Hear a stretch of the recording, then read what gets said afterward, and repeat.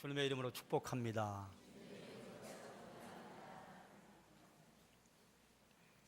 잘 오셨습니다. 오늘 우리가 여기 오게 된 것, 우리의 두 발로 걸어온 것 같으나 하나님의 인도하심입니다. 그러니 예배당에 앉아서 예배할 수 있는 것 하나님의 은혜 중에 은혜인 줄로 압니다. 5월달 우리가 가정의 달 보냈어요. 어린이날, 어버이날, 부부의 날, 스승의 날, 감사할 일들이 참 많이 있었습니다. 그리고 이제 우리는 6월의 문턱에 서 있는데요, 6월은 우리 교회에 의미가 있는 달 아닙니까? 6월 6일이 우리 교회 설립 기념 주일이에요. 오래전에 우리 교회가 예배를 처음 시작한 날이 6월 6일이다 그 말이에요. 그리고 21일은 그것을 기념해서 새생명 축제가 있습니다. 올해 새생명 축제는 가족을 초청하려고 합니다. 새생명 축제에 앞서서 복음에 관한 말씀을 좀 정리하려고 해요. 그리고 6월 21일 새생명 축제 당일에는 복음 제시를 하려고 합니다. 그래서 우리가 복음에 관한 말씀을 한 달 동안 함께 좀 나눌 것인데, 복음에 대해서 우리가 좀 정리를 하고 그리고 우리의 신앙을 든든하게 세워야 할 필요가 있다 생각합니다. 그래서 오늘 말씀의 제목이 종이 아니라. 먼저 제목을 정리할 필요가 있겠습니다. 우리가 죄의 종이 아니다, 세상의 종이 아니다, 이런 제목이 아니고요, 그리스도의 종이 아니다. 뭐 하면 오늘 말씀을 함께 나눈 것, 그것을 따라가지 않으면 그리스도의 종이 아니다. 줄거리가 그렇게 흘러갈 것입니다. 사람에게는 인생의 두 개의 방향이 있습니다. 하나님을 향한 방향과 하나님을 등진 방향이 있어요. 하나님을 향해서 선 사람은요, 천국 가지요. 하나님을 등지고 가는 사람은요, 죄송하지만 천국 가지 못합니다. 그러므로 하나님을 향했는가, 하나님을 등지고 있는가 하는 것이 그 사람의 영혼을 결정합니다. 그러면 이 두 사람의 방향을 결정짓는 것은 무엇인가? 그게 복음이에요. 두 사람의 방향을 가르는 것이 복음이에요. 복음에 반응한 사람은 하나님을 향해 설 수 있고요, 복음에 반응하지 못한 사람은요, 하나님을 등지고 설 수밖에 없습니다. 4절 말씀에 이렇게 선포합니다. 그리스도께서 하나님 곧 우리 아버지의 뜻을 따라 이 악한 세대에서 우리를 건지시려고 우리 죄를 대속하기 위하여 자기의 몸을 주셨으니. 이게 복음이에요. 복음은요, 이 악한 세대에서 우리를 구하시기 위해서 하나님이 계획하신 것부터 시작이 됩니다. 우리에게 주신 복음이요, 그것이 하나님의 계획부터라. 자, 그러면 복음이 무엇인지를 먼저 정리하고 가야 할 필요가 있습니다. 복음이 뭡니까? 한자를 그대로 풀이하면 복된 소식 아니에요? 이것을 영어 성경은 굿 뉴스라고 합니다. 복된 소식, 좋은 소식. 이걸 성경은 뭐라고 하느냐? 그리스도로 말미암아 구원을 얻는 것, 이걸 복음이라고 해요. 따라하십시다. 예수 그리스도를 통한 구원, 이게 복음입니다. 너무 간단하지요? 너무 쉽습니다. 그런데요, 이 안에 결코 쉽지 않은 깊은 의미가 들어있어요. 예수 그리스도를 통한 구원, 예수 그리스도 믿음으로 구원받는다, 예수 그리스도로 말미암아 우리가 구원 얻는다, 이게 복된 소식이요, 이게 복음이에요. 예수 믿으면 구원 얻습니다. 이게 우리가 전해야 할 기쁜 소식이라 그 말입니다. 그런데 이 복음은요, 악한 세대에서 우리를 구하시기 위해서 하나님께서 먼저 계획하셨어요. 우리를 악한 세대에서 구해달라고 우리가 하나님에게 요청했습니까? 요청할 필요도 느끼지 못하고 요청하지도 않았어요. 그런데 하나님이 먼저 시작하셨어요. 그러니 복음을 우리에게 주신 것, 복음은요, 우리의 능력과 우리의 공로와 아무 상관이 없다 그 말이에요. 하나님께서 우리가 아직 죄인 되었을 때 계획하셨어요. 그런데 우리를 악한 세대에서 구해내시려면요, 먼저 선결 요건이 있습니다. 무엇이냐? 죄 문제를 해결해야 합니다. 죄 문제를 해결해야 악한 세대에서 대가를 지불하고 나올 수 있어요. 그런데 우리가 우리의 죄를 해결할 수 있습니까? 불가능합니다. 내가 죄인이라고 하는 것조차도 모르고 살아가요, 사람들은. 또 우리가 죄인인 것을 알아도 그 죄가요, 근본적인 죄에 대한 회개가 아니라 사회적으로, 윤리적으로, 도덕적으로 일탈 행위를 하는 것에 대해서 죄라고 생각해요. 그거 죄 맞습니다. 그런데요, 그보다 더 큰 죄가 있어요. 그 더 큰 죄요, 우리가 어떻게 해결할 길이 없습니다. 그래서 사람의 힘으로 불가능하니까 하나님께서 해결 방법을 내셨는데, 그의 아들 예수 그리스도 독생자를 보내셔서 우리의 죄값을 대신 치르게 하셨다. 그러니 그것을 우리가 거저 받을 수 있는 게 은혜다 말씀하신다 그 말이에요. 그럼 이런 일련의 과정에서 우리가 대가를 치른 것이 있는가? 없지요. 그래서 복음은, 구원은 우리가 공짜로 받는 것입니다. 복음은요, 다시 한번 정리하면 하나님께서 이 악한 세대에서 우리를 구하시기 위해서 먼저 계획하시고 하나님의 아들 그리스도께서 우리의 죄값을 위해서 대신 죽으셔서 우리를 구하셨다. 이게 복음이에요. 이게 값없이 주어진 것 아닙니까? 이것이 예수 그리스도를 통한 구원이라. 그러면 이제 예수 그리스도께서 왜 우리를 위해 자기 몸을 주셨는가? 그러면 이제 우리가 복음을 받은 사람으로, 복음을 받은 성도로 어떻게 살아야 할 것인가 하는 것이 좀 정리가 됩니다. 따라하십시다. 악한 세대에서 우리를 구하기 위함이라. 그리스도께서 자기 몸을 주신 이유가 무엇인가?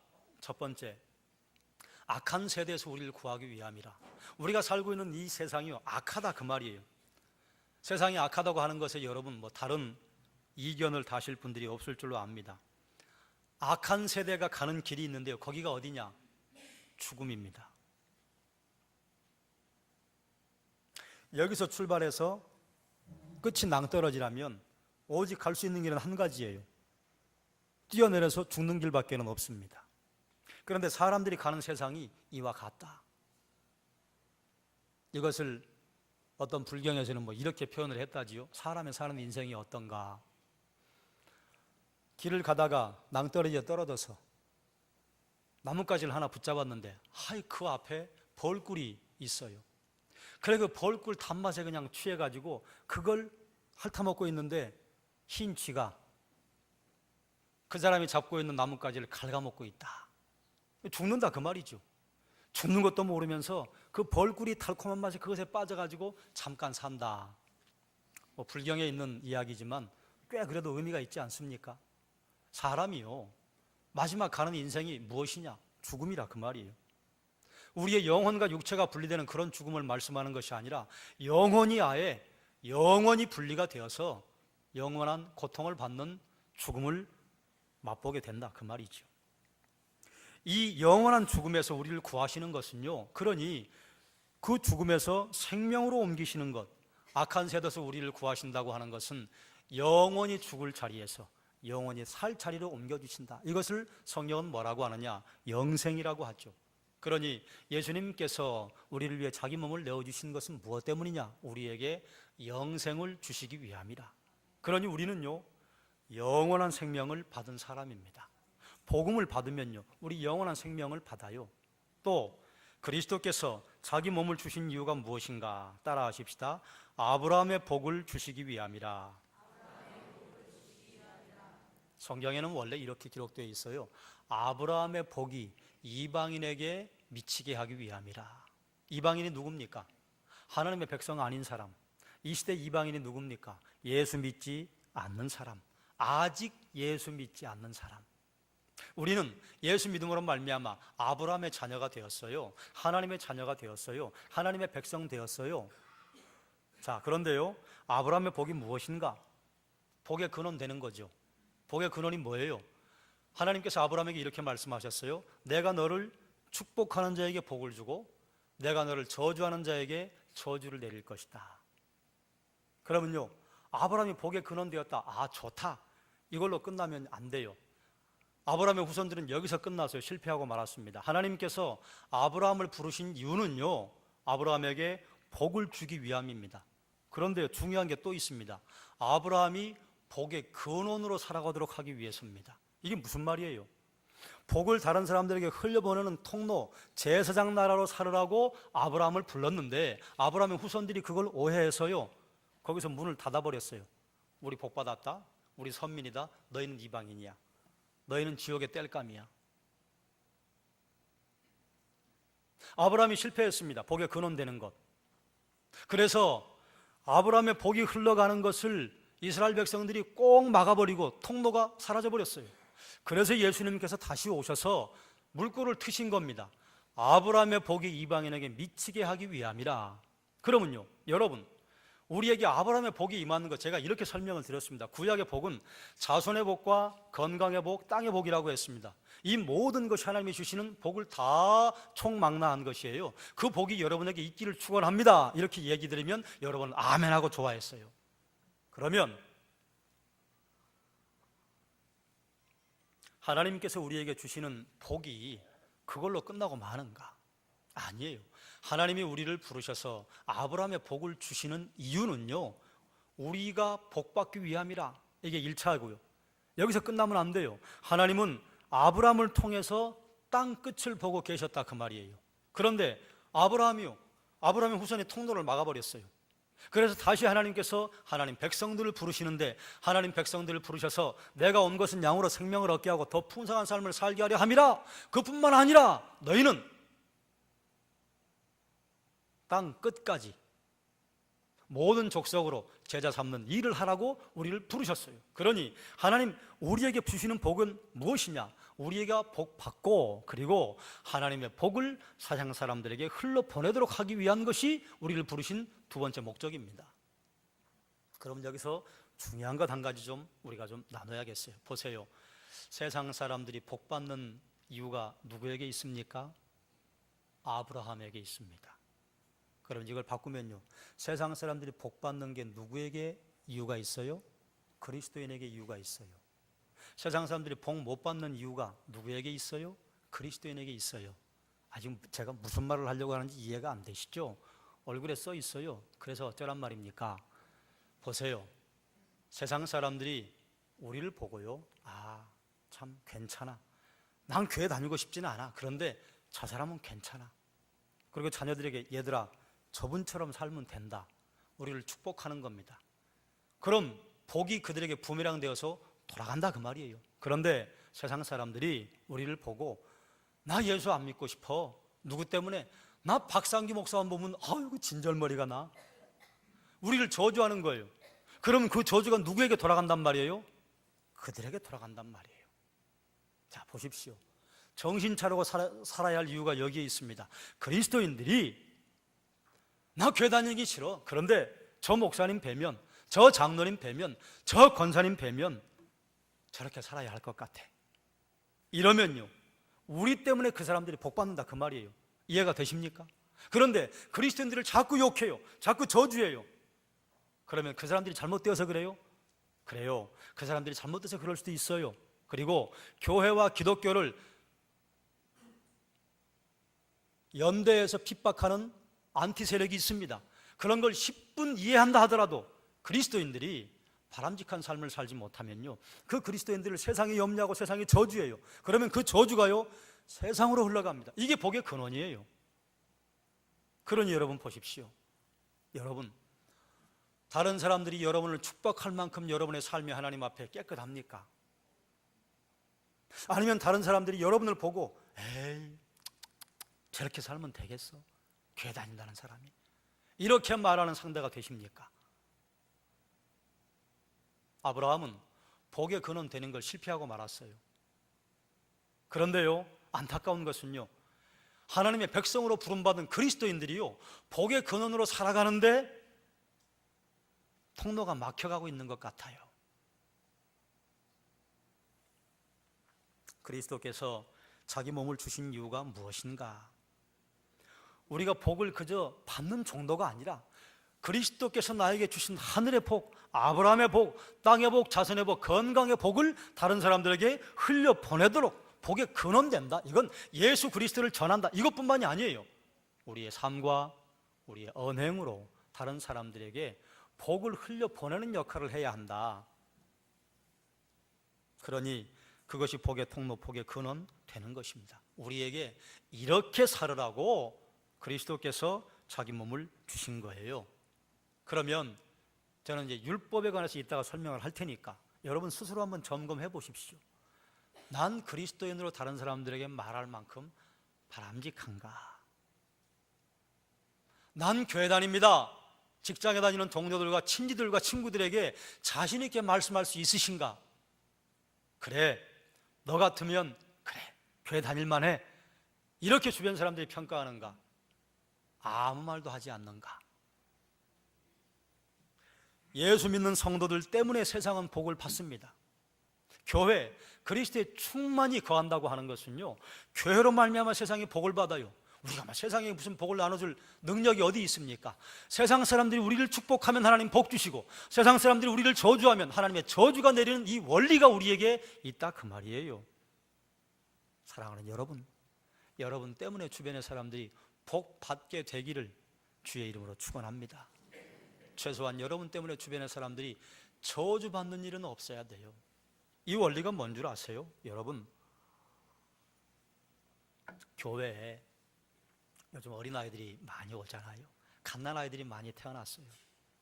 그런데 갓난아이들이 왔는데 여러분이 가셔서 아이고 예쁘다, 어쩌면 이렇게 예쁘니, 그러면 엄마가 기분이 좋을까요? 안 좋을까요? 말할 것도 없죠. 그런데 딱 보고 아이고, 그리고 갔어 그냥. 엄마가 기분이 좋을까요? 안 좋을까요? 안 좋아요. 이 원리입니다. 하나님이 저 엄마들하고 우리하고 무슨 관계 있어요? 없어요. 그런데 내 자식을 사랑스러워 해줬더니 그분이 좋아.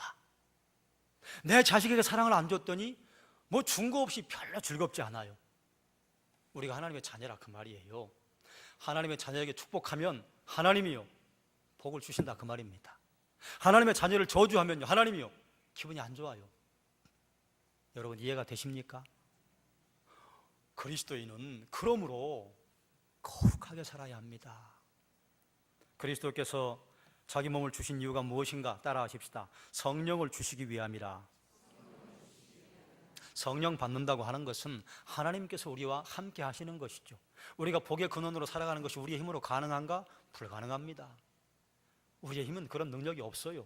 그러므로 그렇게 살아갈 수 있도록 능력을 주시는 것이 성령이시라. 그런데 성령께서 내 안에 들어오시는 것은요 우리의 의지와 상관없어요. 우리의 공로와 상관이 없어요. 우리가 예수 믿는다고 고백하면요 나와는 모르는 그 어떤 메커니즘이 일어나서요 내 안에 성령이 덜커덕 들어오셔요. 그리고 내가 요청하면 성령 충만하고, 우리가 하나님께 요청하지 않고 우리가 죄를 고백하지 않고 죄와 함께 더불어 살면 성령 충만하지 못해요. 그러니 성령 충만으로 사는 것은 내 책임이요, 성령을 나에게 주시는 것은 그건 하나님의 책임이에요. 그런데 하나님께서 우리가 예수 믿는다고 하는 고백을 하면요 성령을 내 안에 주셔요. 창조주 하나님께서 나와 동행하시니 우리의 모든 문제와 고난과 핍박과 어려움들을 이겨내고 그걸 감당할 힘이 내 안에 생기는 것이죠. 그리스도께서 자기 몸을 주신 이유가요 악한 세대에서 우리를 구하기 위함이라. 영생 주시기 위함이라. 아브라함의 복을 우리에게 주시기 위함이라. 그리고 복의 근원 되도록 살게 하기 위함이라. 성령을 우리에게 주시기 위함이라. 이런 좋은 것들을 주시는데 우리가 그걸 받기 위해서 해야 할 것이 한 가지 있습니다. 그게 뭐냐? 복음에 반응하는 거예요. 복음에 반응하는 것을 뭐라고 하느냐? 믿음이라고 합니다. 믿기만 하면 우리가 구원 얻고 복의 근원 되고 성령을 받습니다. 여러분, 예수 믿으면 이런 것이 주어진다고 하는 거 나쁜 거예요? 좋은 거예요? 나쁜 거 하나도 없어요. 다 좋아요. 그러면 이렇게 좋은 것이면 수많은 사람들이 예수 그리스도를 앞다투어 믿어야 하지 않겠습니까? 그런데 여러분, 나 예수님 믿을래요, 제발 좀 교회 좀 데려가 주세요 하고 교회 오신 분 여기 몇 분이나 계십니까? 여러분의 사랑하는 친구가, 여러분의 아내가, 여러분의 남편이, 여러분의 부모님이, 여러분의 자녀가 1년, 2년, 때로는 30년, 40년 기도해서 한번 가주지 뭐, 아이고 그렇게 생색내가지고 오신 분들이 여기 지금 그래도 예수 믿는다고 앉아 계시잖아요. 이상해요. 예수 믿어서 나쁠 게 하나도 없는데요 수많은 사람들이 예수 믿는 걸 즐겨하지 않습니다. 왜 그래요? 기본적으로는 사람의 속에는 하나님을 반항하는 게 유전인자 속에 들어 있습니다. 그러니 근본적으로 사람은 하나님을 사랑하지 않아요. 이건 일단 밑에 깔아놓고요. 왜 그럼 사람들은 예수 믿으면 손해볼 게 하나도 없는데 왜 예수를 믿지 않겠다고 하는가? 또 한 가지 기본적으로 깔아야 할 거는요 예수 믿으면 자유를 잃어버려요. 어떤 자유요? 타락하고 방탕할 자유를 잃어버립니다. 그래서 그거 싫어서 예수 안 믿는 사람도 있어요. 그런 사람들은 이렇게 얘기해요. 나는 언젠간 믿을 거야. 언제요? 죽기 조금 전에. 그래도 예수님 용서해 주신다잖아요. 이건 악한 겁니다. 그런데 하나님 편에서 봤을 때는요, 그렇게 예수 믿어도 구원해 주시나요? 안 해주시나요? 그렇게 예수 믿어도 구원해 줘요. 십자가의 강도, 그 사람이 한 게 뭐 있어요? 마지막에 예수님 믿은 거예요. 오늘 낙원에 들어가실 때 나를 좀 기억해 주십시오. 그래, 네가 오늘 나와 함께 낙원에 있을 것이다. 구원 받았어요. 이것도 기본으로 깔아놓고 왜 수많은 사람들이 앞다투어 예수 믿는 걸 꺼려하는가? 이런 마음이 있어요. 우리는요, 공짜로 뭘 받는다고 하는 것을 굉장히 가볍게 여깁니다. 그래서 공짜로 뭘 주면요, 그거를 귀하게 여기지 않아요.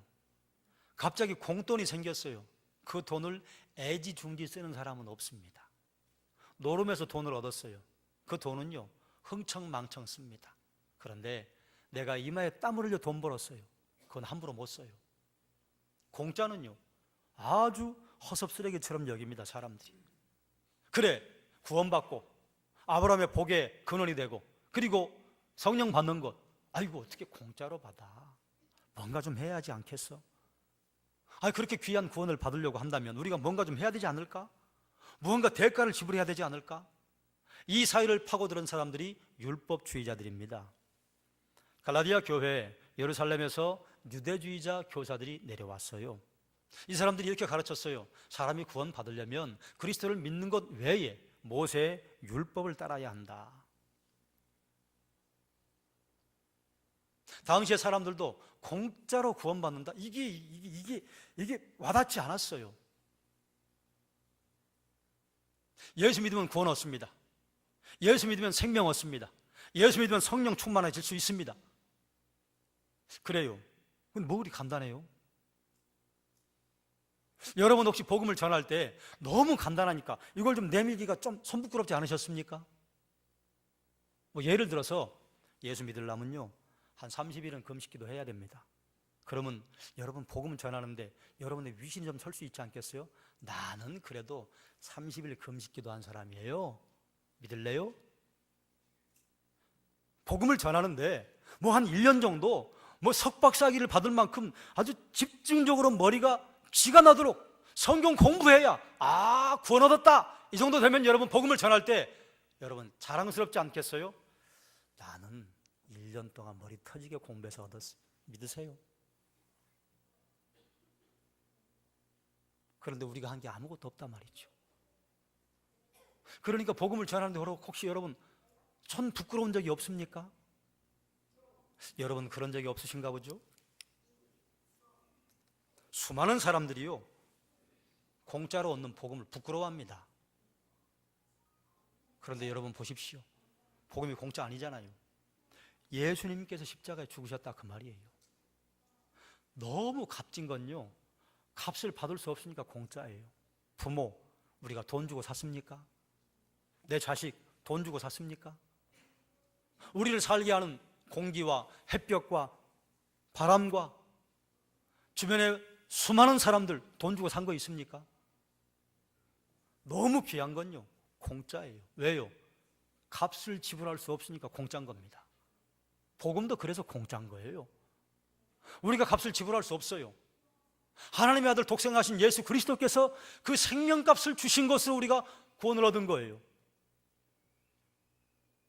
너무 귀하니까 공짜. 값없이 주신 것, 값없이 주신 것이 아니라 너무 귀하기 때문에 값없이 주셨다고 하면 우리의 손이 부끄러울 수가 없습니다. 그런데 오늘날은 어떻습니까? 오늘날 뭐 모세 율법을 지키라고 하는 사람들은 없어요. 그런데요, 선행을 하거나 교회 출석을 하거나 성경 공부를 하거나 봉사를 하거나 10의 1조를 하거나, 그래서 하나님 앞에 좀 인정을 받으려고 하는 게 그게 율법주의예요.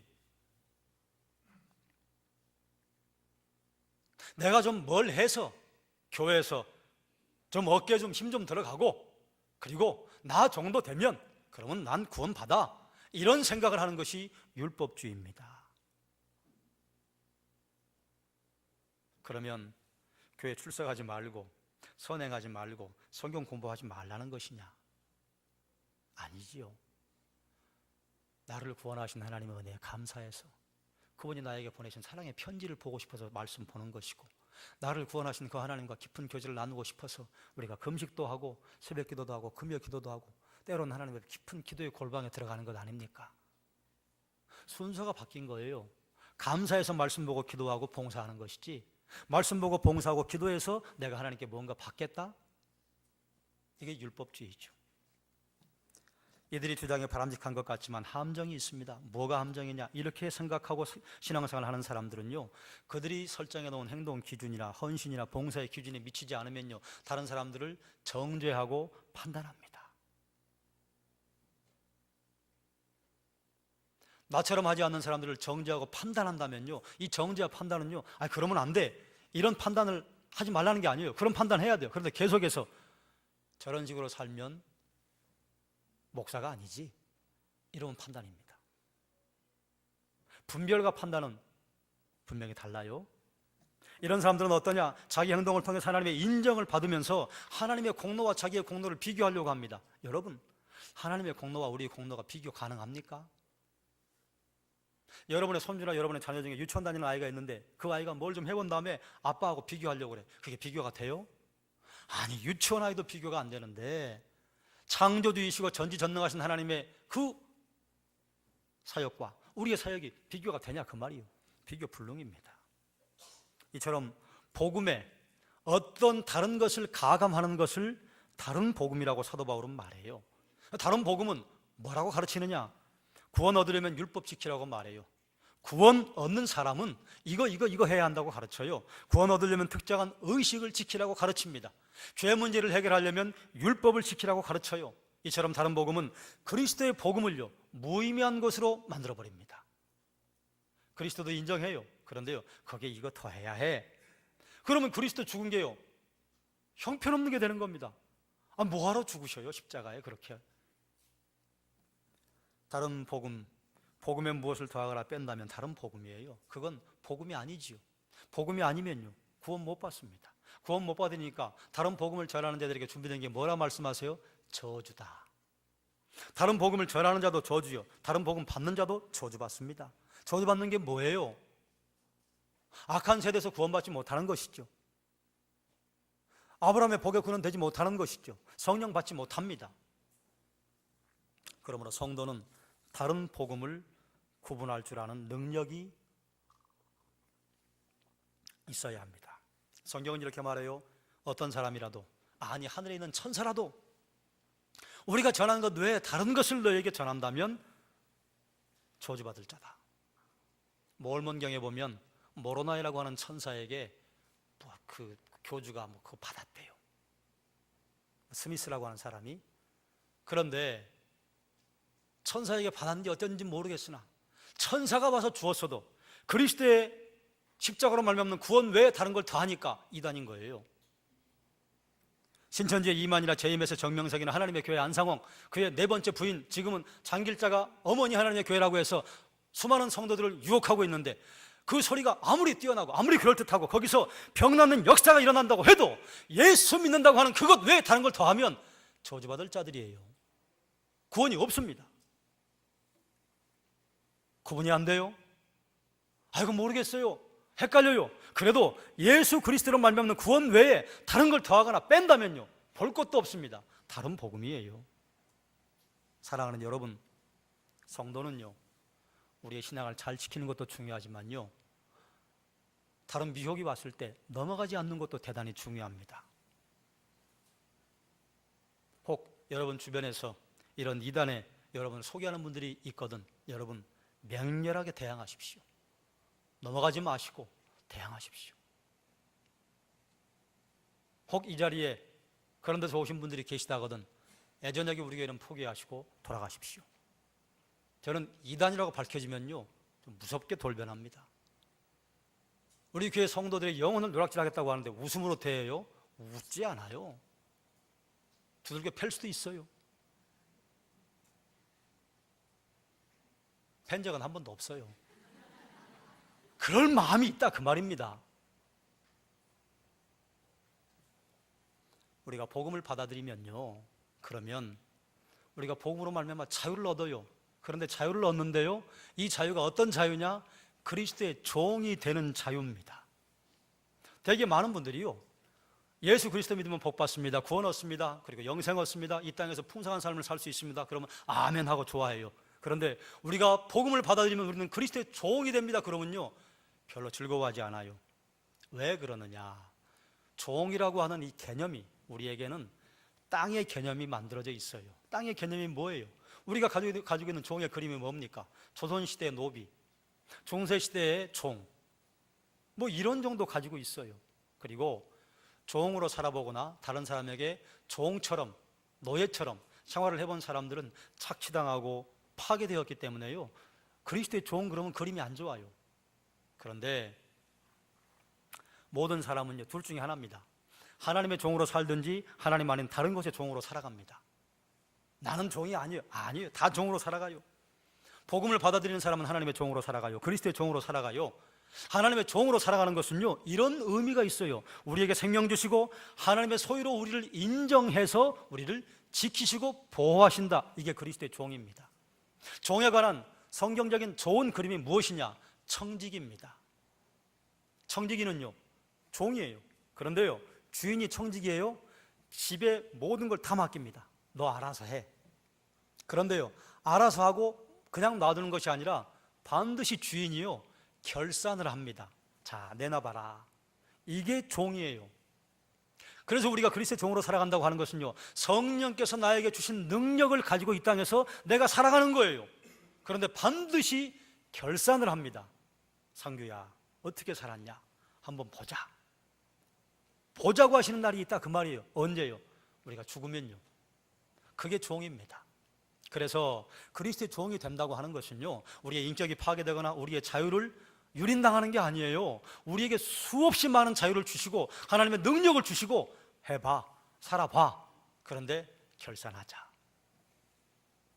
그러면서 악한 세력이 우리를 공격하면 보호해 주시고요, 우리가 환난과 고난과 핍박 가운데 있으면요 하나님이 보호해 주시고, 이게 그리스도의 종이에요.